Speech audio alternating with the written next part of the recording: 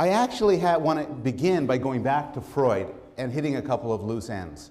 There was a point in my lecture on Wednesday where I skipped over some parts. I said, we don't have time for this, and I just whipped past it.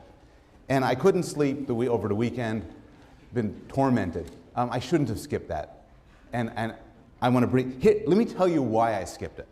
The discussion I skipped was a discussion of why we would have an unconscious at all. So I was talking about the scientifically respectable ideas of Freud, and I want to talk about some new ideas about why there could be an unconscious. Now, the reason why I skipped it is I'm not sure this is the best way to look at the question.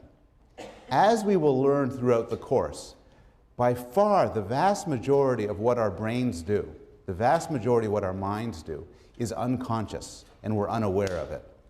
So the right question to ask may not be, why are some things unconscious, but rather, why is this tiny subset of mental life, why is this conscious? On the other hand, these claims about the utility of unconsciousness I think are provocative and interesting, so I just wanted to quickly share them with you. So the question is, from an evolutionary standpoint, why would an unconscious evolve? And an answer that some psychologists and biologists have given is deception. So most animals do some deception. And deception, defined broadly, is simply act or be in some way that fools others into believing or thinking or responding to something that's false. There's physical examples of deception. When threatened, chimpanzees, their hair stands up on end, and that makes them look bigger, to fool others to thinking they're more dangerous than they are. There's an anglerfish at the bottom of the ocean that has a rod sticking up from the top of its head with a lure to capture other fish, to fool them in thinking that this is something edible, and then to themselves be devoured. But humans, primates in general, but particularly humans, are masters at deception. We use our minds and our behaviors and our actions continually to try to trick people into believing what's not true. We try to trick people, for instance, into believing that we're tougher, smarter, sexier, more reliable, more trustworthy, and so on, than we really are. And a large part of social psychology concerns the way in which we present ourselves to other people so as to make the maximally positive impression, even when that impression isn't true. At the same time, though, we've also evolved very good lie detection mechanisms. So not only is there evolutionary pressure for me to lie to you, for me to persuade you, for instance, that if we're going to have if you're threatening me, don't threaten me. I am not the sort of man you could screw around with. But there's evolutionary pressure for you to look and say, no, you are the sort of man you could screw around with. I could tell. So how do you become a good liar? And here's where the unconscious comes in. The hypothesis is the best lies are lies we tell ourselves. You're a better liar, more generally, if you believe the lie that you're telling. This could be illustrated with a story about Alfred Hitchcock. The story goes he hated working with child actors, but he often had to. And the story goes he was dealing with a child actor who simply could not cry. And finally, frustrated, Hitchcock went to the actor, leaned over, whispered in his ear, "Your parents have left you and they're never coming back." The kid burst into tears. Hitchcock said, "Roll him," and film the kid. And the kid, if you were to see him, say, he really looks as if he's sad, because he was.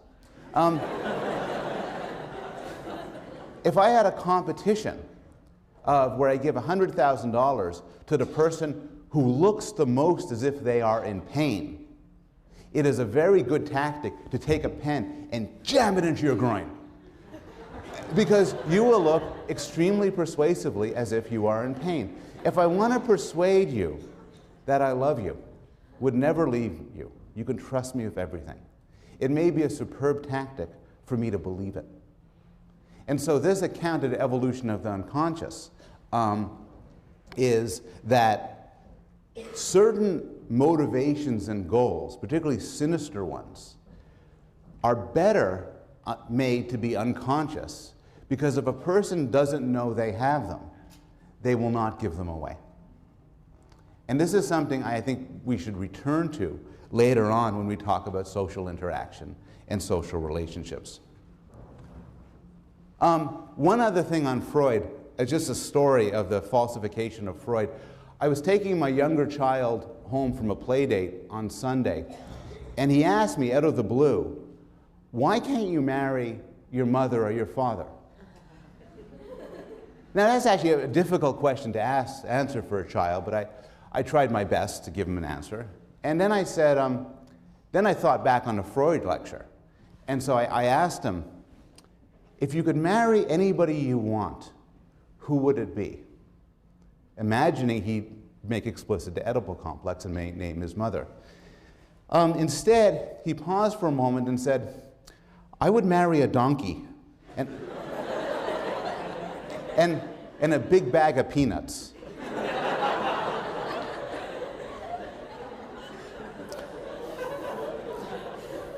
Both his parents are psychologists, and he hates these questions, and sometimes he just screws around with us. Okay.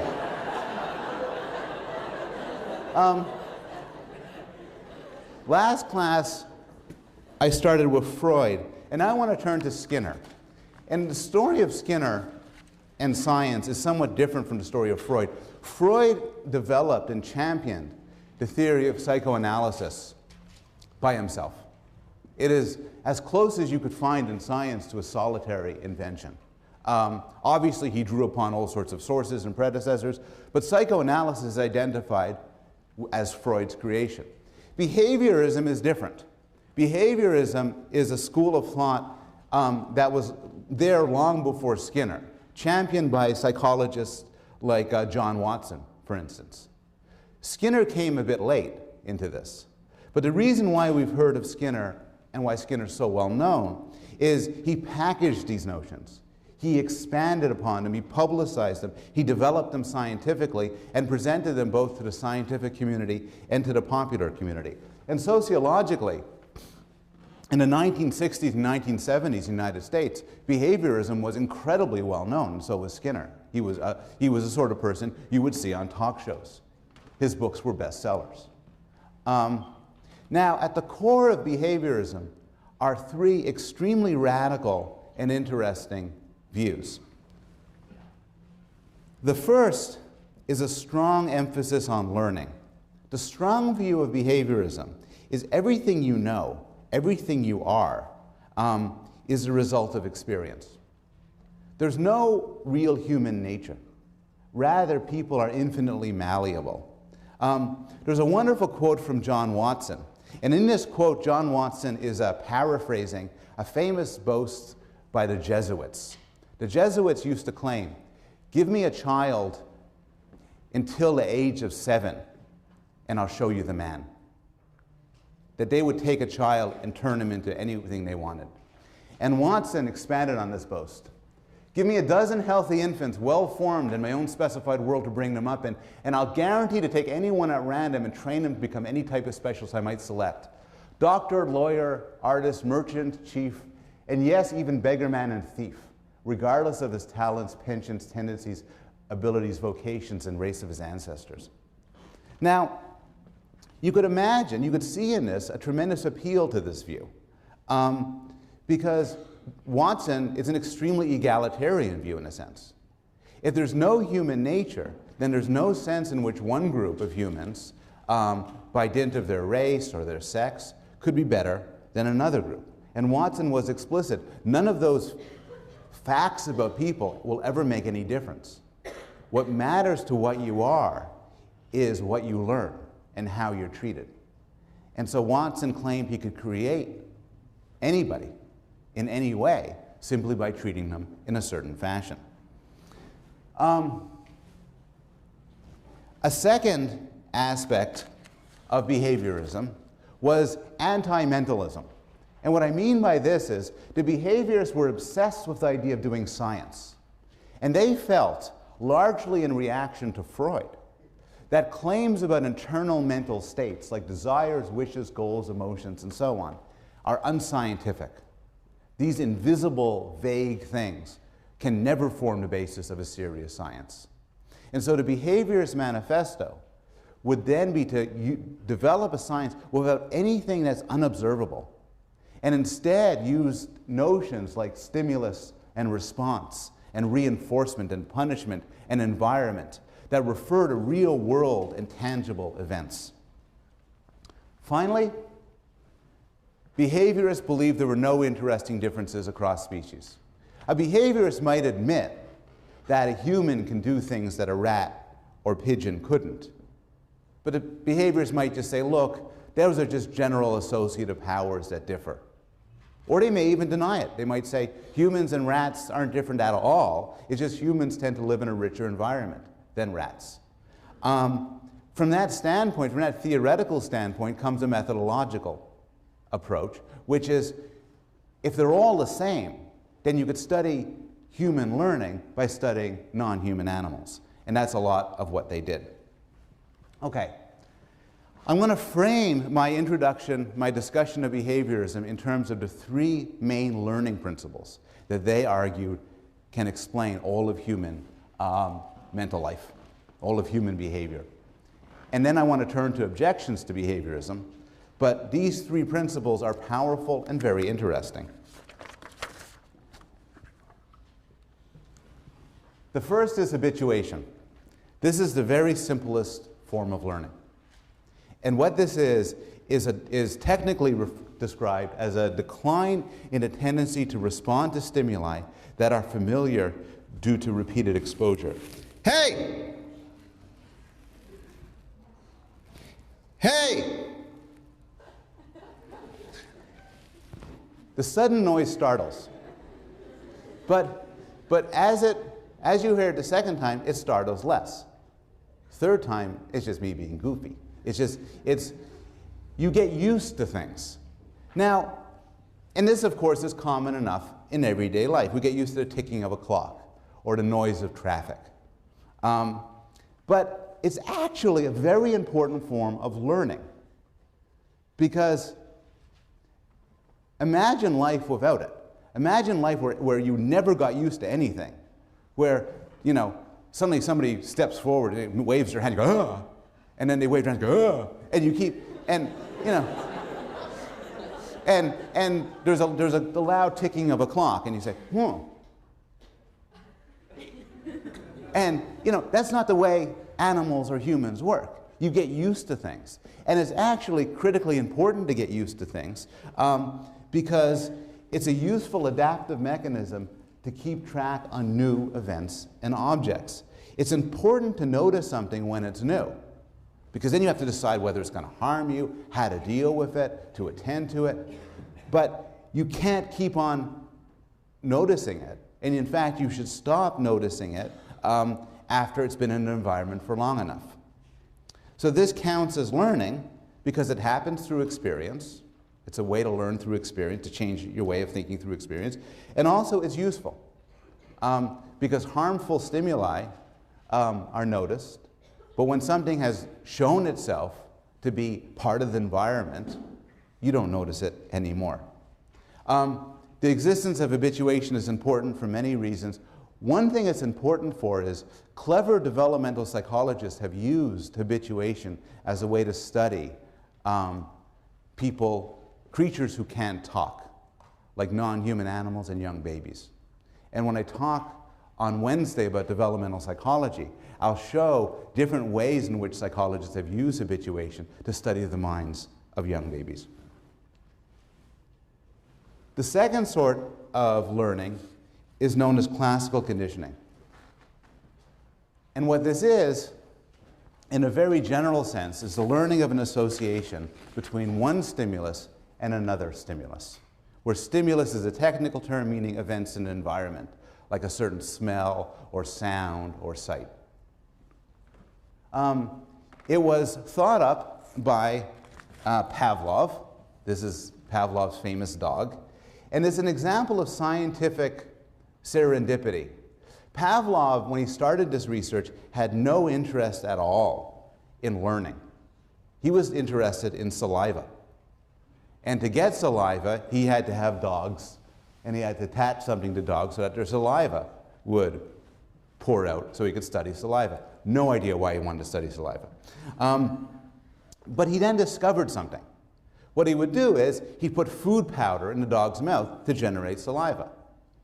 But Pavlov observed that when somebody entered the room who typically gave him the food powder, the dog the food powder, saliva would start to come out. And later on, if you right before or right during you give the dog some food, you ping a bell, the bell will cause the saliva to come forth. And in fact, this is the apparatus that he used for his research. He developed the theory of classical conditioning by making a distinction between two sorts of conditioning, two sorts of stimulus-response relationships. One is unconditioned. An unconditioned is when an unconditioned stimulus gives rise to an unconditioned response. And this is what you start off with.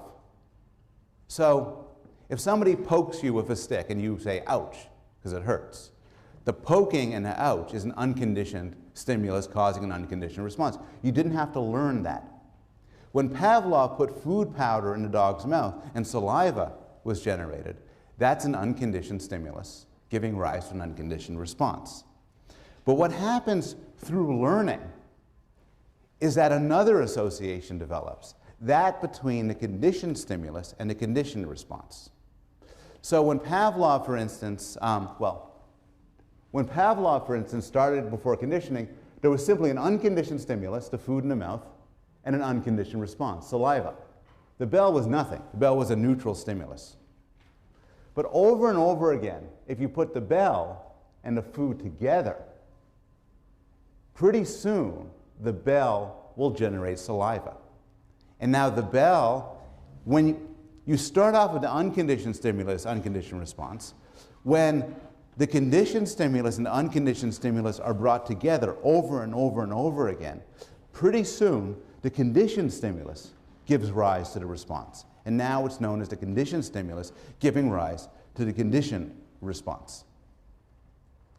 This is discussed in detail in the textbook, but I'm going to give it, don't panic if you don't get it quite now. I'm going to give you further and further examples.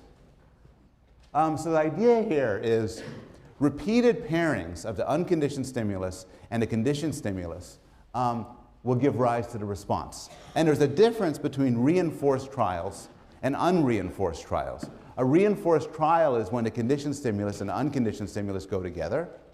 And to put it in a crude way, you're teaching the dog that the bell goes with the food. An unreinforced trial is when you get the food without the bell. You're not teaching the dog this.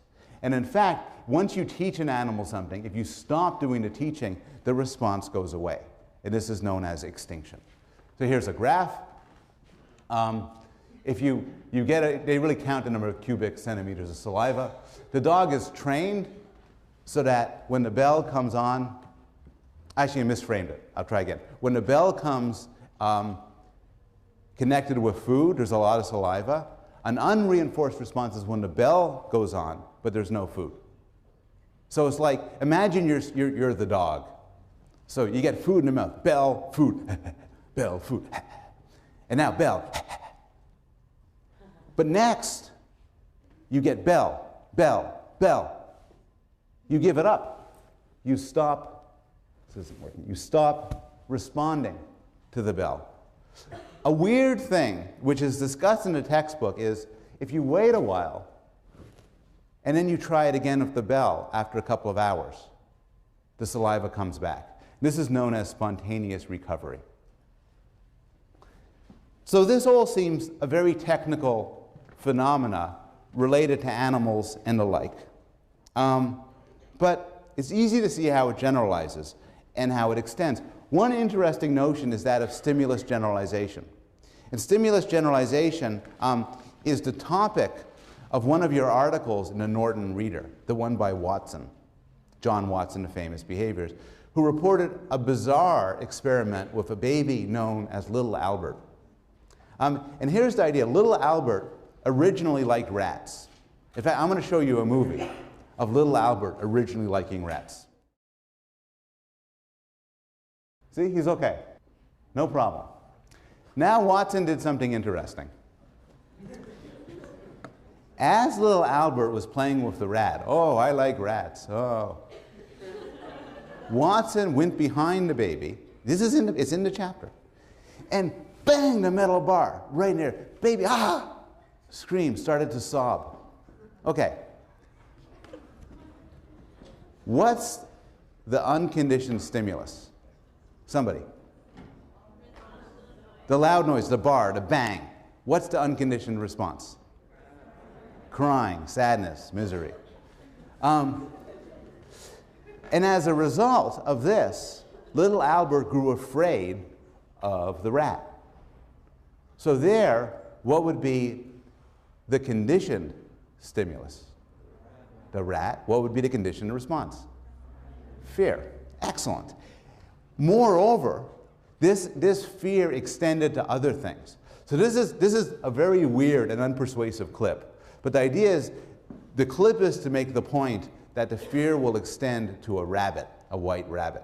So the first part, little Albert's fine with the white rabbit. The second part is after he's been conditioned and he's kind of freaked out with the white rabbit. The problem is in the second part, they're throwing the rabbit at him. But now he's okay.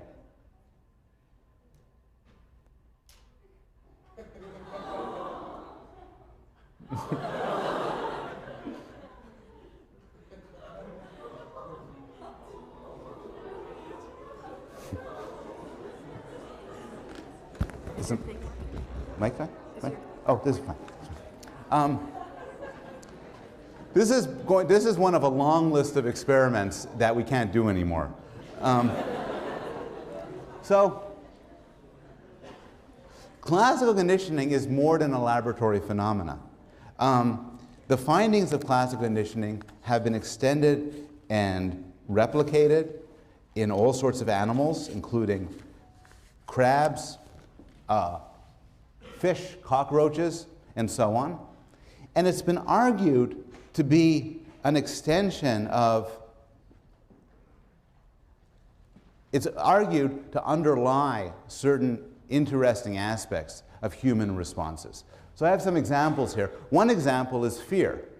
So the little Albert idea, the little Albert experiment provides an illustration for how phobias could emerge. Some proportion of people in this room have phobias. Imagine you're afraid of dogs. Well, a possible story for why he became afraid of dogs is that one day a dog came up and he was a neutral stimulus, no problem, and all of a sudden he bit you. Now the pain of a bite, being bit, and then the pain and fear of that is an unconditioned stimulus, unconditioned response. You're just born with that, ow. But the presence of the dog there is a conditioned stimulus, and so you grew to be afraid of dogs. If you believe this, this also forms the basis for ways, for a theory of how you could make phobias go away. How do you make conditioned stimulus, conditioned response links go away? Well, what you do is you extinguish them. How do you extinguish them? Well, you show the thing that would cause you to have the fear without the unconditioned stimulus. Here's an illustration. It's a joke. He's simultaneously confronting the fear of heights, snakes, and the dark because he's trapped in that thing. And the logic is not bad. He's stuck in there. Those are all the conditioned stimulus, but nothing bad happens. So his fear goes away. The problem with this is, while he's stuck in there, he has a screaming, horrific panic attack. And then it makes his fear much worse. So what they do now, though, and we'll talk about this much later in the course when we talk about clinical psychology, but one cure for phobias does draw upon, in a more intelligent way, the behaviorist literature. So the claim about a phobia is that there's a bad association between, say, dog and fear, or between airplanes or snakes and some bad response. So what they do is what's called systematic desensitization, which is they expose you to what causes you the fear, but they relax you at the same time. So you replace the aversive, classical conditioned fear with something more positive.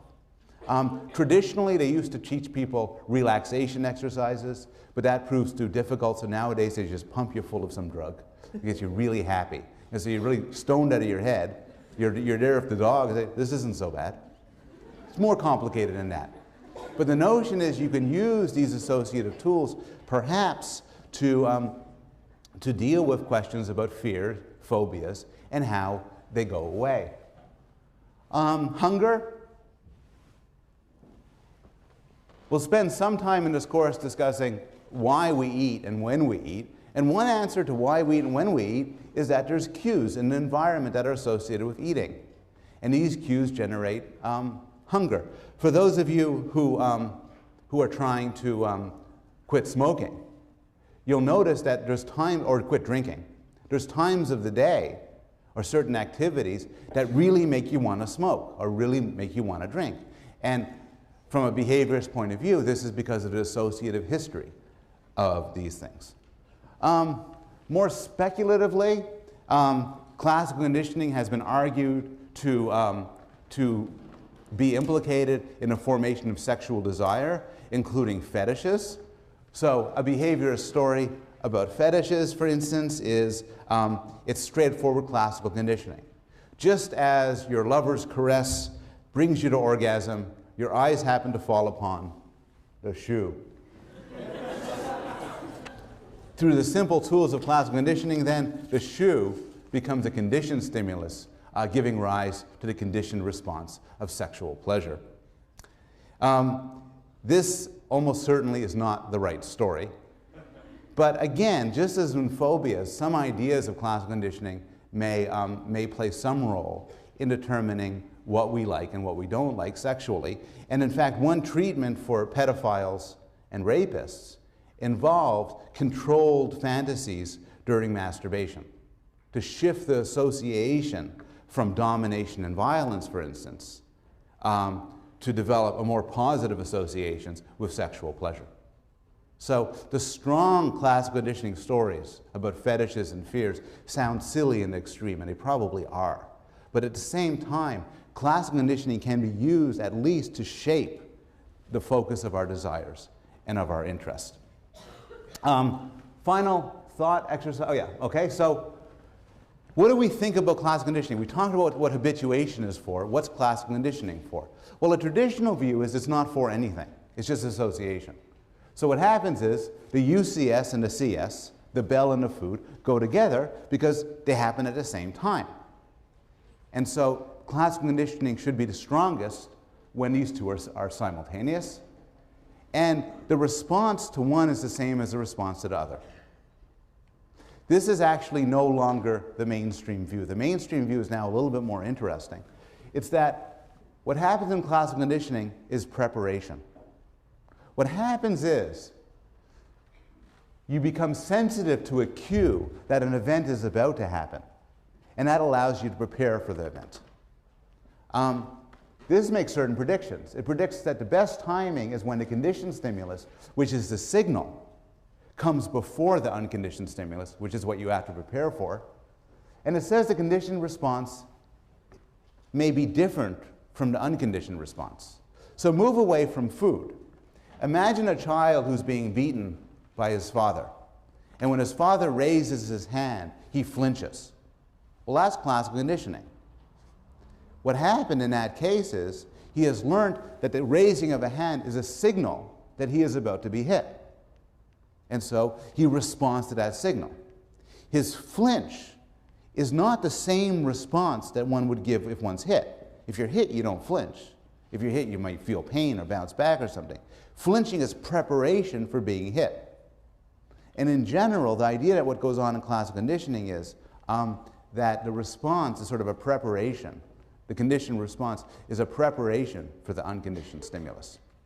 Classical conditioning shows up all over the place. As a final exercise in how to think about it, has anybody here seen the movie Clockwork Orange? A lot of you. It's kind of a shocking movie and unpleasant and very violent. But at its core, one of the main themes is right out of Intro Psych. It's classical conditioning. So our main character, who's a violent murderer and rapist, is brought in by some psychologists for some therapy. And the therapy he gets is classical conditioning. In particular, what happens is he's given a drug that makes him violently ill, extremely nauseous. And then his eyes are propped open and he's shown scenes of violence. As a result of this sort of conditioning, he then, when he experiences real-world violence, he responds with nausea and shock, basically training him to get away from these acts of violence. In this example, take a moment. Don't say it out loud, just take a moment. What's the unconditioned stimulus? Okay, anybody, what's the unconditioned stimulus? Somebody just say it. The drug. What's the unconditioned response? Nausea. What's the conditioned stimulus? Violence. What's the conditioned response? Perfect. The third and final type of learning is known as operant conditioning or instrumental conditioning. And this is the theory championed and developed most extensively by Skinner. What this is learning the relationships between what you do and how successful or unsuccessful they are. Learning what works and what doesn't. It's important this is very different from classical conditioning. And one way to see how this is different is, for classical conditioning, you don't do anything. You could literally be strapped down and be immobile. And these connections are what you appreciate, and you make connections in your mind. Instrumental conditioning is voluntary. You choose to do things. And by dint of your choices, some choices become more learned than others. So the idea itself was developed in a nicest form by Thorndike, who explored how animals learn. Remember, behaviorists were entirely comfortable studying animals and drawing extrapolations to other animals and to humans. So he would put a cat in a puzzle box. And the trick to a puzzle box is there's a simple way to get out, but you have to kind of pull on something, some special lever to make it pop open. And Thorndike noted that cats do not solve this problem through insight. They don't sit in a box for a while and mull it over and then figure out how to do it. Instead, what they do is they bounce all around doing different things and gradually get better and better at it. So what they do is, the first trial they might scratch at the bars, push at the ceiling, dig at the floor, howl, etc., etc. And one of their behaviors is pressing the lever. The lever gets them out of the box. But after more and more trials, they stop scratching at the bars, pushing at the ceiling, and so on. They just press the lever. And if you graph it, they gradually get better and better. They throw out all of these behaviors randomly. Some of them get reinforced, and those are the ones that survive, and others don't get reinforced, and those are the ones that go extinct. And it might occur to some of you that this seems to be an analogy with the Darwinian theory of natural selection, where there's a random assortment of random mutations and sexual selections give rise to a host of organisms, some which survive and are fit, and others which aren't. And in fact, Skinner explicitly made the analogy from the natural selection of species to the natural selection of behavior. So this could be summarized as the law of effect, which is a tendency to perform an action's increased if rewarded, weakened if it's not. And Skinner extended this more generally. So to illustrate Skinnerian theory and operant conditioning, I'll give an example of training a pig. So here's the idea. You need to train a pig, and you need to do so through operant conditioning. So one thing you want to do is, the pig is going to do some things you like and some things you don't like. And so what you want to do, basically drawing upon the law of effect, is reinforce the pig for doing good things. Suppose you want the pig to walk forward. So you reinforce the pig for walking forward, and you punish the pig for walking backward.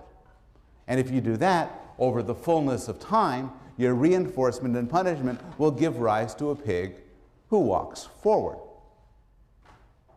There's one technical distinction that people love to put on intro-psych exams, is that the difference between positive reinforcement and negative reinforcement.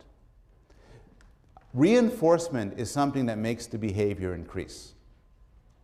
Negative reinforcement is very different from punishment. Negative reinforcement is just a type of reward. The difference is in positive reinforcement, you do something. In negative reinforcement, you take away something aversive. So imagine the pig has a heavy collar. And to reward the pig for walking forward, you might remove the heavy collar. So these are the basic techniques to train an animal. But it's kind of silly, because suppose you want your pig to dance. You don't just want your pig to walk forward, you want your pig to dance. Well, you can't adopt the policy of, I'm going to wait for this pig to dance, and when it does, I'm going to reinforce it, because it would take you a very long time. Similarly, if you're dealing with immature humans and you want your child to get you a beer, you can't just sit, wait for the kid to give you a beer, like ungrab the bottle, and say, excellent, good, hugs. You got to work your way to it. An act of working your way to it is known as shaping. So here is how to get a pig to dance. You wait for the pig to do something that's halfway close to dancing, like stumbling, and you reward it. Then it does something else that's even closer to dancing, and you reward it. And you keep rewarding it as it gets closer to closer. Here's how to get your child to bring you some beer. You say, Johnny, can you go to the kitchen and get me some beer? And he walks to the kitchen, and then he forgets why he's there. And you run up and say, you're such a good kid, congratulations, hugs. And then you get him to, and then finally you get him to also open up the refrigerator and get the beer, open the beer, and in that way you can train creatures to do complicated things. Skinner had many examples of this. Skinner developed in World War II a pigeon-guided missile. It was never actually used, but it was a great idea. And people, in fact, the history of the military in the United States and other countries includes a lot of attempts to get animals like pigeons or dolphins to do interesting and deadly things through various training. More recreational, Skinner was fond of teaching animals to play ping pong. And again, you don't teach an animal to play ping pong by waiting for it to play ping pong and then rewarding it. Rather, you reward approximations to it. Now, basically, there are primary reinforcers. There are some things pigs naturally like. Food, for instance. There are some things pigs actually automatically don't like being hit or shocked. But in the real world, when dealing with humans, but even when dealing with animals, we don't actually always use primary reinforcers or negative reinforcers. What we often use are things like, for my dog, saying good dog. Now, saying good dog is not something the dog has been built, pre-wired to find pleasurable. But what happens is you can do a two-step process. You can make good dog positive through classical conditioning. You give the dog a treat and say good dog. Now, the phrase good dog will carry the rewarding quality, and you could use that rewarding quality in order to train it. And through this way, behaviorists have developed token economies where they get non-human animals to do interesting things for seemingly arbitrary rewards like poker chips. And in this way, you can increase the utility and ease of training. Finally, in the examples we're giving, whenever the pig does something you like, you reinforce it. But that's not how real life works. Real life, for both humans and animals, involve cases where the reinforcement doesn't happen all the time, but actually happens according to different schedules. And so there's a distinction between fixed schedules versus ratios, variable schedules, and ratio versus interval. And this is something you could print out to look at. I don't need to go over it in detail. The difference between ratio is a reward every certain number of times somebody does something. So if every 10th time your dog brought you the newspaper, you gave it hugs and treats, that's ratio. An interval is over a period of time. So if your dog gives you, I don't know, dances for an hour straight, that would be an interval thing. And fixed versus variable speaks to whether you give a reward on a fixed schedule, like every 5th time, or variable, sometimes on the 3rd time, sometimes on the 7th time, and so on. And there are examples here, and I don't need to go over them. It's easy enough to think of examples in real life. So for example, a slot machine is variable ratio. It goes off after it's been hit a certain number of times. It doesn't matter how long it takes you to do it, it's a number of times you pull it down. But it's variable because it doesn't always go off in the 1000th time. You don't know, it's unpredictable. The slot machine is a good example of a phenomena known as the partial reinforcement effect. And this is kind of neat. It makes sense when you hear it, but it's a sort of finding that's been validated over and over again with animals and non-humans. Here's the idea. Suppose you want to train somebody to do something. And you want the training such that they'll keep on doing it, even if you're not training them anymore, which is typically what you want. If you want that, the trick is don't reinforce it all the time. Behaviors last longer if they're reinforced intermittently. And this is known as the partial reinforcement effect. Thinking of this psychologically, it's as if whenever you put something in a slot machine, it gave you money. Then all of a sudden it stopped. You keep on doing it a few times, but then you say, fine, it doesn't work. But what if it gave you money 1 out of every 100 times? Now you keep on trying. And because the reinforcement is intermittent, you don't expect it as much. And so your behavior will persist across often a huge amount of time. I mean, here's a good example. What's the very worst thing to do when your kid cries to go into bed with you? And you don't want him to go into bed with you. Well, the worst thing to do is for any form of discipline with a kid is to say, no, absolutely not, no, no, no, no, no, okay. And then later on, the kid's going to say, I want to do it again. And you say no, and the kid keeps asking. Because you could put it, the way I'll put it is in a psychological way, not the way the behaviorists would put it. The kid knows, okay, he's not going to get it right away, he's going to keep on asking. And so typically, what you're doing inadvertently in those situations is you're exploiting the partial reinforcement effect. If I want my kid to do something, I should say yes 1 out of every 10 times. Unfortunately, that's the evolution of nagging. Because you nag, you nag, you nag, person says, fine, okay, and that reinforces it.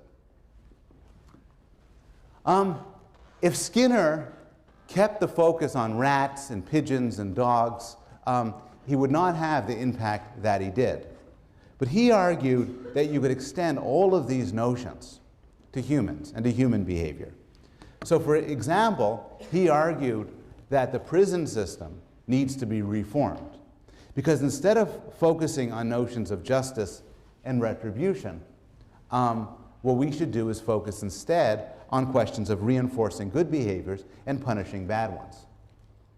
He argued for the notions of operant conditioning to be extended to everyday life, and argued that people's lives would become fuller and more satisfying if they were controlled in a properly behaviorist way.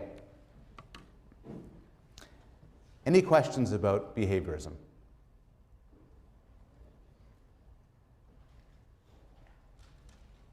What are your questions about behaviorism?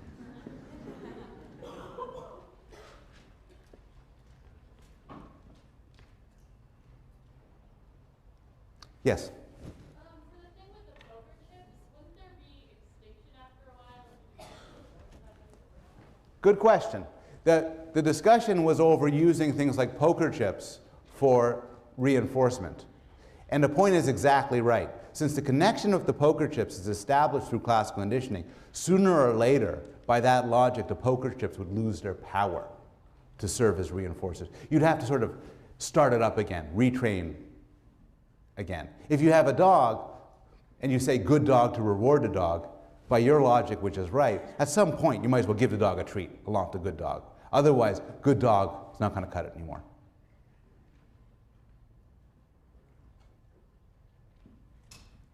Yes? Did they ever try Skinner's idea with prisons in any way? As far as I know, Skinner and Skinnerian psychologists were never directly involved in the creation of prisons. On the other hand, the psychological theory behaviorism has had a huge impact, and I think a lot of people's ways of thinking about criminal justice and criminal law has been shaped by behaviorist principles. So for instance, institutions like mental institutions and some prisons have installed token economies, where there's rewards for good behavior, often poker chips of a sort, and then you could cash them in for other things. And to some extent, these have been shaped by an adherence to behaviorist principles. Okay.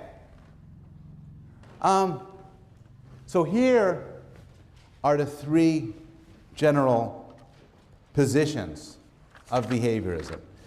That there is no innate knowledge, all you need is learning, that you could explain human psychology without mental notions like desires and goals, and that these mechanisms apply across all domains and across all species. I think it's fair to say that right now just about everybody agrees all of these three claims are mistaken. First, we know that it's not true that everything is learned. There's considerable evidence for different forms of innate knowledge and innate desires. And we'll look when we'll talk about it in detail when we look at case studies like language learning, the development of sexual preference, the developing understanding of material objects. There's a lot of debate over how much is innate and what the character of the built-in mental systems are. But there's nobody who doubts nowadays that a considerable amount for humans and for other animals is built in. Is it true that talking about mental states is unscientific? Nobody believes this anymore either. Science, particularly more advanced sciences like physics or chemistry, are all about unobservables. They're all about things you can't see. And it makes sense to explain complex and intelligent behavior in terms of internal mechanisms and internal representations. Once again, the computer revolution has served as an illustrative case study. If you have a computer that plays chess and you want to explain how the computer plays chess, it's impossible to do so without talking about the programs and mechanisms inside the computer. Is it true that animals need reinforcement and punishment to learn? No. And there's several demonstrations at the time of Skinner suggesting that they don't. This is from a classic study by Tolman, where rats were taught to run a maze. And what they found was the rats did fine. They learned to run a maze faster and faster when they're regularly rewarded. But they also learn to run a maze faster and faster if they're not rewarded at all. So the reward helps, but the reward is in no sense necessary.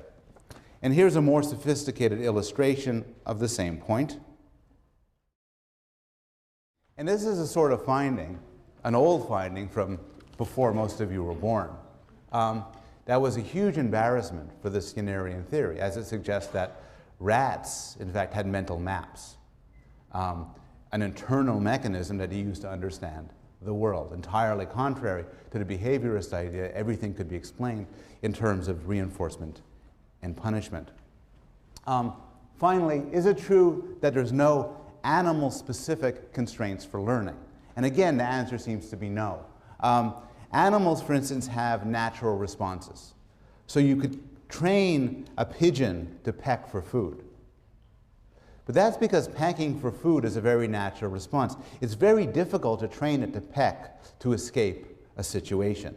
You can train it to flap its wings to escape a situation, but it's very difficult to get it to flap its wings for food. And the idea is they have sort of natural responses that these learning situations might exploit and might channel.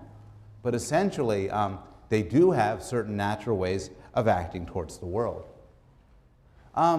We know that not all stimuli and responses are created equal. So the Gray textbook has a very nice discussion of the Garcia effect. And the Garcia effect goes like this. Does anybody here have any food aversions? I don't mean foods you don't like. I mean foods that really make you sick. Often, food aversions in humans and other animals can be formed through a form of association. What happens is, suppose you have the flu, and you get very nauseous. And then at the same point, you eat some sashimi for the first time. The connection between being nauseous and eating a new food is very potent. And even if you know intellectually full well that the sashimi isn't why you became nauseous, still you'll develop an aversion to this new food. When I was younger, when I was a teenager, I drank this Greek liqueur, ouzo, with beer. I didn't really have a flu at the time, but I became violently ill. And as a result, I cannot abide the smell of that Greek liqueur. Now, thank God I didn't develop an aversion to beer. But small miracles. But the smell is very distinctive, and for me was new to me. And so through the Garcia effect, I developed a strong aversion. What's interesting, though, is the aversion is special.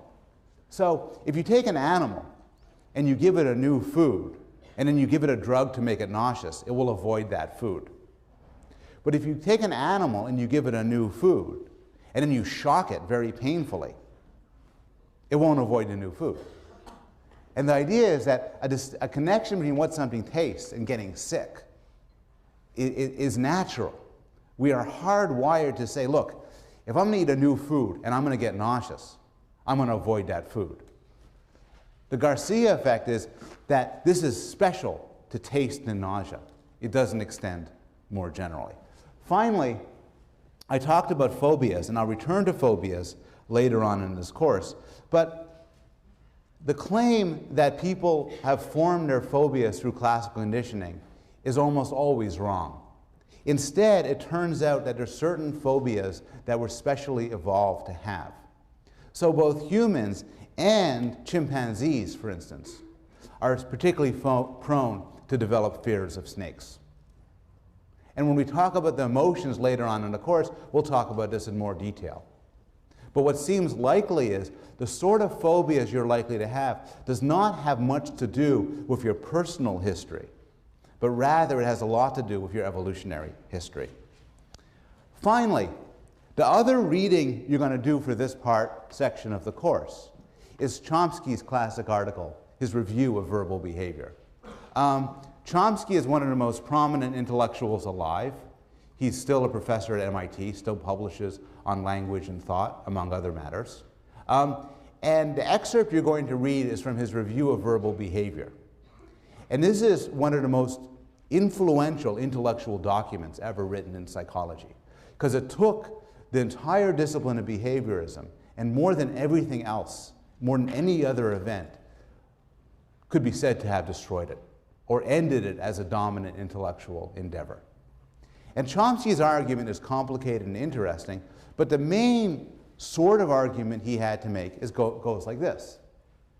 When it comes to humans, the notions of reward and punishment and so on that Skinner tried to extend to humans are so vague, it's not science anymore.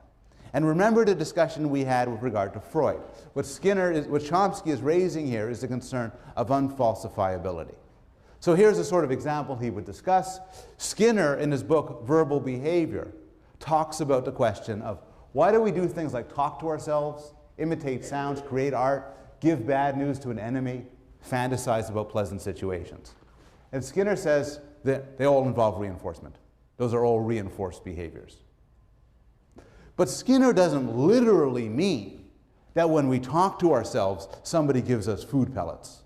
He doesn't literally mean even that when we talk to ourselves, somebody pats us on the head and says, "Good man, perfect, I'm very proud." What he means, for instance, in this case is, well, talking to yourself is self-reinforcing. Or giving bad news to an enemy is reinforcing because it makes your enemy feel bad. Well, Chomsky says the problem is, it's not that that's wrong. That's all true. It's just so vague as to be useless. Skinner isn't saying anything more. To say giving bad news to an enemy is reinforcing because it makes the enemy feel bad doesn't say anything different from giving bad news to an enemy feels good because we like to give bad news to an enemy. It's just putting in more scientific terms. More generally, Chomsky suggests that the law of effect, when applied to humans, is either trivially true, trivially or uninterestingly true, or scientifically robust and obviously false. So, if you want to expand the notion of reward or reinforcement to anything, then it's true. So why did you come, those of you who are not freshmen, all of you, why did you come to Yale for a second semester? Well, I repeated my action because the first semester was rewarding. Okay, what do you mean by that? Well, you don't literally mean that somebody rewarded you, like gave you pellets and stuff. What you mean is you chose to come here for the second semester. And there's nothing wrong with saying that, but we shouldn't confuse it with science. And more generally, the problem is you can talk about what other people do in terms of reinforcement and punishment and operant conditioning and classical conditioning.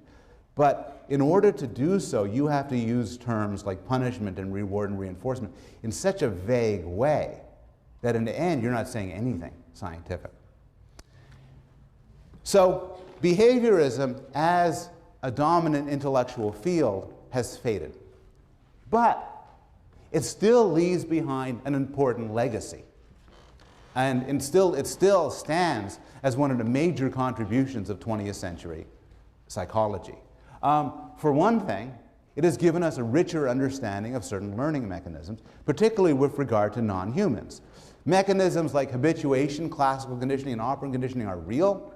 They can be scientifically studied, and they play an important role in the lives of animals, and probably an important role in human lives as well. They just don't explain everything. Finally, and this is something I'm going to return to on Wednesday actually,